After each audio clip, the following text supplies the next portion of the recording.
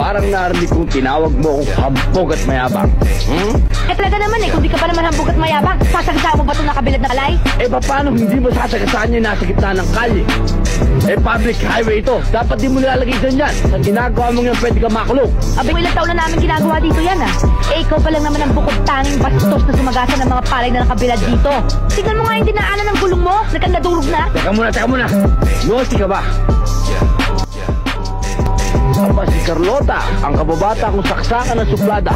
Hindi ka pa rin nagbabago. Hindi mo pa rin binibitawan yung trono mo na ikaw ang reyna ng mga kataraya. At ikaw ng Ismael, ang dating halang ng bituka, na hanggang ngayon ay halang pa rin sa pinakahalang na bituka. Hay, bayaran mo nga yung mga palay tira mo. Bayaran mo yan, Ismael. Talagang babayaran ko. Kaya lang meron akong isang correction. Hindi Ismael ang pangalan ko. Ang pangalan ko ay Smile, no? Smile is the name. Hindi bagay sa'yo, Ismael. Yan pa ba naman eh, sasalubong mo sa akin.